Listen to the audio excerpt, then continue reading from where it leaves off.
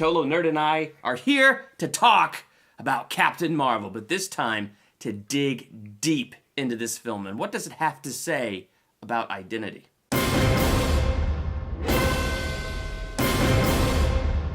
Welcome to Durbania. I'm Durbin. I'm the Cholo Nerd. And this is our theological analysis for Captain Marvel. Now this, I wouldn't say is going to be full of spoilers, but we're not going to consciously try to avoid spoilers. So my spoiler-free review is up, and if you haven't seen the movie, you can check out my spoiler-free review.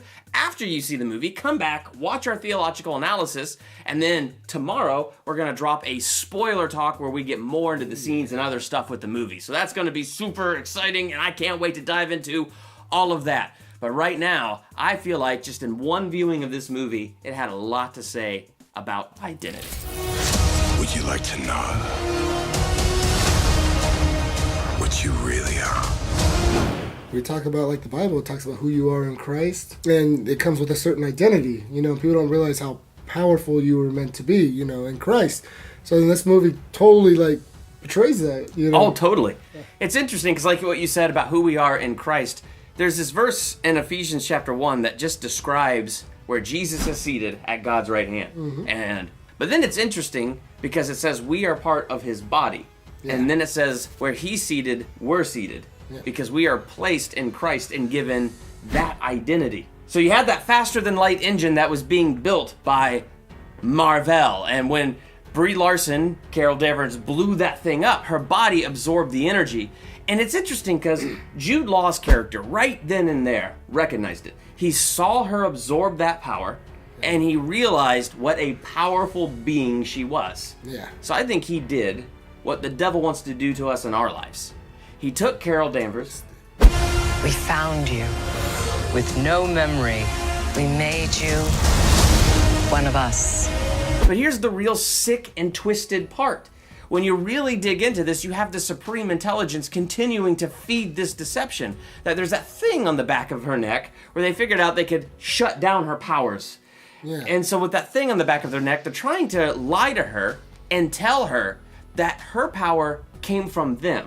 Yeah. And it's interesting because you get to the end of this movie, and do you remember when you got to the end and what the supreme intelligence was showing her? All the times she fell and stumbled and hit the ground.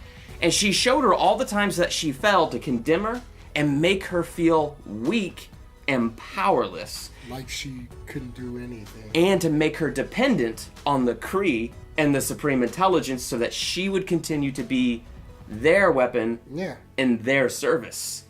I didn't even look at it that way, and that's a great way of looking at it, yeah. They did. Every time I showed her, she'd go on a rope. You're not strong enough. You would hear her say that. Yep. And then she would tumble and fall, and they're laughing at her, mocking her. And, yeah, I totally didn't catch that reference. And it was to make her more dependent on them. Yeah. Saying, we made you, not vice versa or anything like that. It was, you owe us everything. Yes. And I feel like that's what the devil wants to do, because to me, that's the idea of condemnation. Yeah. You're nothing without me, or you're just nothing, period. Yeah. Whatever he can do to make us forget that we are in Christ, that we have that identity, and he's given us amazing power to walk with in our lives as we have that relationship with him. It's incredible, really, the authority that he's given us. But if the devil can erase that from the collective memory of humanity, and strip us of that identity, then we're not going to walk in it. And it's interesting because as soon as Carol Danvers remembered who she was, accepted who she was, she then opened up in her full power. Yeah. And what was cool, she opened up in her full power and was challenged immediately.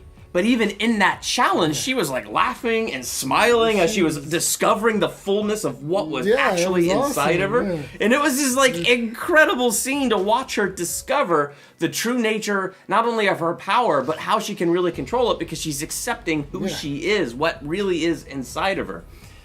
And I feel like that is our walk in our faith and our relationship with Jesus. The devil constantly trying to keep our eyes down and making us feel condemned and defeated and like we're nothing. Yeah.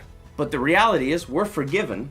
We are. And we're set in a different place, and a lot of power has been invested in us. And that's kind of how it is, like when you discover your authority resist the devil and he'll flee. Like you start laughing. You're like, that's all you got? Ha ha ha. You know, and it just becomes like, dude, get out of here. You can't do anything. Get out of here.